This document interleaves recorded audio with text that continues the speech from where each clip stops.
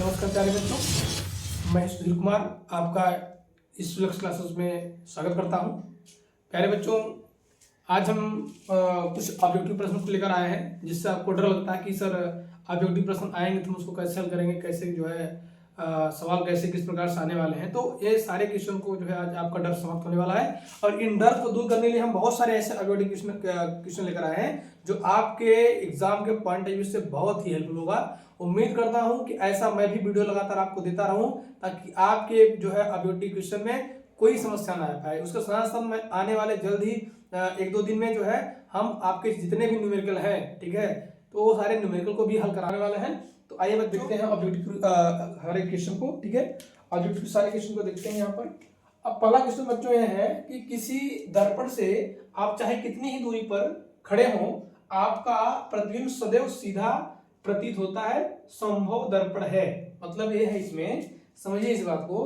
कह रहा है कि अगर आप किसी भी दर्पण, कोई भी दर्पण है, अब वो बताना है दर्पण कौन सा है, उसके सामने अगर खड़े हैं, एक इंसान खड़ा है दर्पण के सामने और उसका प्रतिबिंब सीधा सीधा कह रहा है, सीधा जो है सीधा प्रतीत हो रहा है, तो कह रहा है वो दर्पण कौन सा है, ठीक है। तो क्या वह समतल दर्पण होता है क्या, ठीक है, क्या केवल वह अवतल दर्पण होता है, क्या वह केवल उत्तल दर्पण होता है, या तो समतल होता है या तो उत्तल होता है। तो आप बच्चों जानते होंगे, जब आप बाइक आप चलाते होंगे, ठीक है, या फिर बाइक पे बैठे होंगे या फिर कार में बैठे होंगे, आप देखेंगे जो उसकी साइड वाला जो मिरर होता है, उस जो मिरर होता है उसके पीछे जितनी बाइकें आ रही हैं या फिर पीछे जो भी व्यक्ति आ रहा है, उसका प्रतिबिंब वहां पर सीधा दिखाई देता है, ठीक है। इसलिए तो इसमें आ रहा है कि जो साइड वाला दर्पण, बाइक जो दर्पण में बाइक के जो साइड वाला दर्पण होता है वो कैसा होता है, वो उत्तल होता है, ठीक है, उत्तल दर्पण होता है। इसका मतलब इसमें आ रहा है कि उत्तल दर्पण में सीधा प्रतिबिंब बनता है। लेकिन क्या और में क्या अवतल में बनता है, नहीं बनता है, क्या उत्तल में बनता है, नहीं बनता है, बाकी और ऑप्शन देखना बहुत जरूरी है, ठीक है।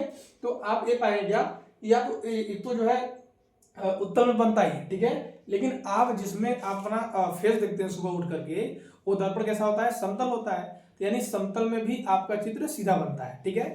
तो हम न तो यहाँ पर हम केवल समतल दर्पण नहीं लगा सकते, केवल अवतल भी नहीं लगा सकते, केवल उत्तल नहीं लगा सकते, अच्छा अवतल लगा ही नहीं सकते, ठीक है। और इधर समतल और उत्तल होता है जरूर, लेकिन केवल लगा दिया, इसलिए ये दोनों नहीं होगा। इसमें क्या होगा, ऑप्शन नंबर डी, या तो समतल या तो उत्तल, ऑप्शन नंबर डी सही है, ठीक है बच्चों। आगे चलते हैं, अगला प्रश्न है, मानव नेत्र अभिनेत्र लेंस की फोकस दूरी को समायोजित करके विभिन्न दूरियों पर रखी वस्तुओं को फोकसित कर सकता है, ऐसा हो पाने का कारण है, ठीक है। कारण ऐसा क्या है, तो आप बच्चों समझिए, ये हो इसमें जो है कारण क्या होता है, समंजन क्षमता। क्योंकि समंजन क्षमता कहता है कि मांसपेशियों द्वारा नेत्र लेंस की फोकस दूरी को क्या करता है, आवश्यकता अनुसार जो है उससे परिवर्तित करने की जो क्षमता होती है, उसी कहते हैं नेत्र की समंजन क्षमता। तो कह रहा है यहाँ पर ना, अब नेत्र लेंस की फोकस दूरी को समायोजित करके विभिन्न दूरियों पर रखी वस्तुओं को फोकस करने का काम करता है, ठीक है। तो कौन करता है, वो नेत्र की समंजन क्षमता के कारण जो है होता है, ठीक है। अगला क्या प्रश्न, अगला प्रश्न बच्चों है कि प्रतिरोध R के किसी तार के टुकड़े को 5 बराबर भागों में काटा जाता है, इन टुकड़ों को फिर पार्श्व क्रम में समायोजित कर देते हैं। यदि समायोजन का तुल्य प्रतिरोध R डैश है, तो R बटे R डैश अनुपात का मान क्या है, ठीक है, अनुपात का मान क्या है, ठीक है बच्चों। तो यहां समझते हैं, कह रहा है कि अगर हम R के किसी तार के टुकड़ों को 5 भागों में काटते हैं, मान लीजिए ये R है, कोई R है, R जो है कोई टुकड़ा है, ठीक है, इसको अगर हम 5 भागों में बांटते हैं, फिर कह रहा 5 भागों में काट देते हैं। जब काटने के बाद इन टुकड़ों को फिर जो है पार्श्व क्रम में रखते हैं, ठीक है। तो हमें क्या निकालना है, R डैश निकालना है। तो हम जो है सूत्र क्या लेते हैं, 1/R डैश बराबर 1/R1 प्लस R1/R2, ऐसे रहता है, ठीक है। तो हम जो है 1/R1 का स्थान कर रहा है, किसको हम जो है कर सकते हैं कि उसे काटने के बाद जो है उसको हम क्या करते हैं, उसको पार्श्व क्रम में समायोजित कर देते हैं, ठीक है। तो 1/R बटे 5 प्लस 1/R बटे 5 प्लस 1/R बटे 5 प्लस 1/R बटे 5 प्लस 1/R बटे 5, 5 भागों में काटने के बाद अब क्या कर रहा है, इसका कर रहा है पार्श्व क्रम जो है, ठीक है। तो क्या करेंगे, इस ये जाएगा यहाँ पर, ये जाएगा यहाँ पर, ये जाएगा यहाँ पर, ये भी जाएगा यहाँ पर, ये भी जाएगा यहाँ पर, यानी क्या निकल कर आ रहा है बच्चों, यहाँ निकल के आ रहा है 1/r बराबर r डैश बराबर 5/r plus 5/r plus 5/r plus 5/r plus 5/r 1/r dash बराबर क्या था बच्चों? देखो इसका हर समान है इसलिए r सीधा नीचे रहेगा, ऊपर से जुड़ जाएगा 25 आ जाएगा। ठीक है, अब कह रहा है कि r बटे r डैश, इसका गुणा जैसे आप होगा तो हो जाएगा यहाँ पर ऊपर r और नीचे r डैश सही है। ठीक है, बराबर क्या बचेगा? केवल 25 बचेगा। ये हमारा आंसर रहा। ठीक है, तो इसका जो आंसर क्या निकल रहा है बच्चों? इसका आंसर निकल रहा है ऑप्शन नंबर डी होना चाहिए, ऑप्शन नंबर डी। ठीक है, आगे बच्चों क्या है? आगे है चौथा। ठीक है, विद्युत धारा मापने वाली युक्त को कहते हैं, क्या कहते हैं? आप तो जानती होंगी, अमीटर कहते हैं, ऑप्शन नंबर सी। ठीक है बच्चों, अब जो है ये है 4 प्रश्न हो गए। अब हम चलते हैं अगले स्लाइड पर। तो अगला जो है क्वेश्चन हम आपके सामने रखते हैं। ठीक है, और इसको हम इरेज कर देते हैं। पांचवा क्वेश्चन कहता है कि श्वेत प्रकाश की एक किरण कांच के बने त्रिभुजाकार प्रिज्म से गुजरती है, सबसे अधिक विक्षेपण का रंग जो है होता है। ठीक है, आप बच्चों पढ़े होंगे आप लोग कि जब एक हम त्रिभुजाकार कोई जो है क्या लेते हैं? प्रिज्म लेते हैं। ठीक है, त्रिभुजाकार प्रिज्म जो है अगर लेते हैं यहाँ पर, ठीक है, और यहाँ से एक श्वेत किरण जब ऐसे गई थी, जो आपने पढ़ा होगा कि जो है इससे पहले सिलेबस में, यहाँ जब किरण गई थी इस प्रकार से, यहाँ जैसे यहाँ गई, यहाँ से जाने के बाद ये जो है इधर 7 रंगों में विभक्त होती है। ठीक है, 7 रंगों में विभक्त होती हुई दिखती है। ये यहाँ से 1 2 3 4 5 6 7। ठीक है, जो 7 रंगों में बच्चों विभक्त होती है उसमें से सबसे ज्यादा विक्षेपण किसका होता है? सबसे ज्यादा जो है झुकता कौन है? वो होता है हमारा बैगनी। क्या होता है? बैगनी, बैगनी। ठीक है, इसको हम बैगनी हफीनाला के नाम से जानते हैं या फिर विवियोर के नाम से जानते हैं। ठीक है, इधर से विवियोर से ऊपर तक जाएंगे, इधर सबसे ऊपर होता है रेड। ठीक है, तो सबसे ज्यादा कौन सा विक्षेपण होता है? किसका? बैगनी होता है। ठीक है, तो ऑप्शन नंबर कौन सा सही होगा? इधर हमारा होगा ऑप्शन नंबर जो है हमारा इधर सी सही होगा, ऑप्शन नंबर सी। ठीक है बच्चों, आगे प्रश्न क्या है? सूर्योदय एवं सूर्यास्त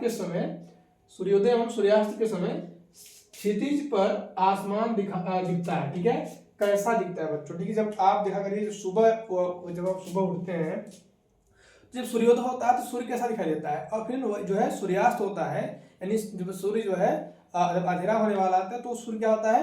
सूर्यास्त हो जाता है। ठीक है, तब उसमें क्या होता है कि सूर्य, उसमें उसका रंग कैसा होता है? वही रंग पूछा है, तो रंग जो है आसमान का रंग कैसा होता है? उसमें आसमान का रंग कैसा होता है?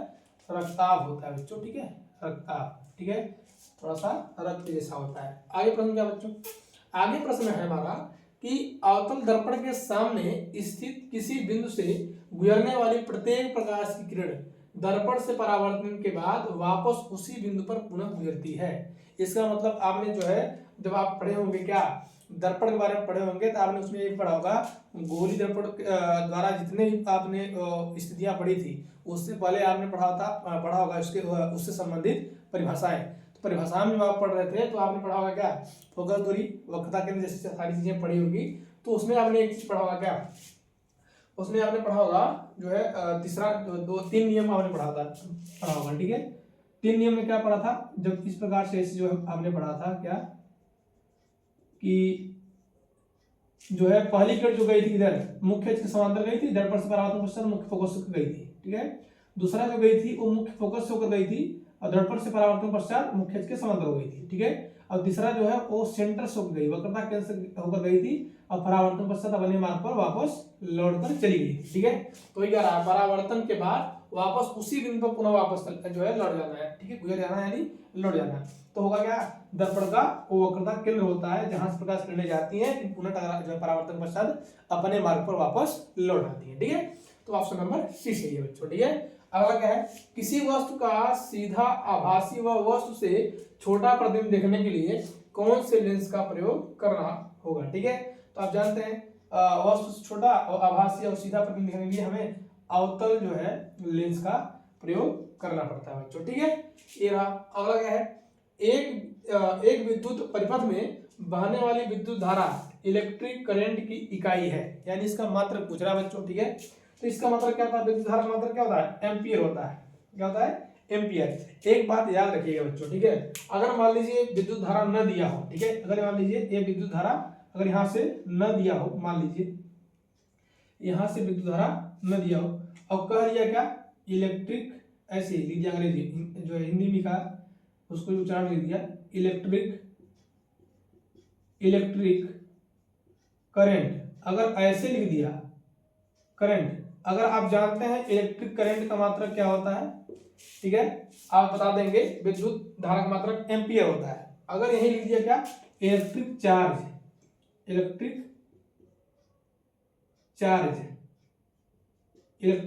की अगर इकाई पूछना शुरू कर दिया तो या पूछ लिया तो इलेक्ट्रिक अगर चार्ज की इकाई अगर जो है पूछा तो चार्ज मींस क्या होता है आवेश होता है। यहाँ पर विद्युत धारा नहीं हुआ, विद्युत धारा का मात्रक तो एम्पियर हो गया, लेकिन विद्युत आवेश का जब मात्रक पूछेगा तो कूलम हो जाएगा। इस बात को याद रखिएगा। अगर जो है यहाँ पर हिंदी में इस प्रकार से लिख दिया इलेक्ट्रिक चार्ज का मात्रक तो आपको कूलम पढ़ना होगा। ठीक है बच्चों, ठीक है। तो जो है उम्मीद करता हूँ बच्चों ये जो है आपके जितने भी यहाँ पर हमने ऑब्जेक्टिव क्वेश्चन जो है हमने करवाया है, आपको ये सारे क्वेश्चन जो है उम्मीद करता हूँ कि बोर्ड एग्जाम में मिलेंगे जरूर। ठीक है, तो प्यारे बच्चों हमारा प्रयास लगातार यही है कि आपके बोर्ड एग्जाम अच्छा जाए, अच्छे तरीके से आप जो है सफल हो और अपने जिले में है तो जिले में जो है जिले का नाम रोशन करें। ठीक है, तो क्योंकि जानते हैं बच्चों मैंने अभी बताया था अगले वीडियो में कि सबके लिए 24 घंटा बना है। ठीक है, एक व्यक्ति अगर मरता है तो पूरा देश जानता है, दूसरा व्यक्ति अगर कोई मर रहा है तो उसे कोई जो है कह सकते हैं कि राज्य जानेगा, कोई व्यक्ति ऐसा भी होता है जिला जानता है, कोई व्यक्ति ऐसा भी होता है 2-4 गांव वाले जानते हैं, और कोई ऐसा व्यक्ति होता है जो मरता है उसको लोग जानते ही नहीं है,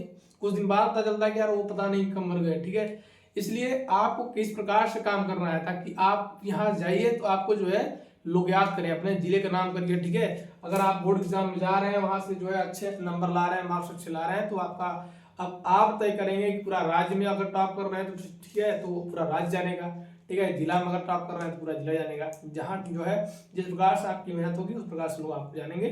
ठीक है, तो इसी के साथ मैं अपने जो है ये वीडियो को यहीं पर समाप्त करता हूँ। जो भी अब आपका जो है क्वेश्चन अगर आपको अच्छा लगा हो तो आप जो है वीडियो को लाइक करें, शेयर करें और कमेंट करें। धन्यवाद।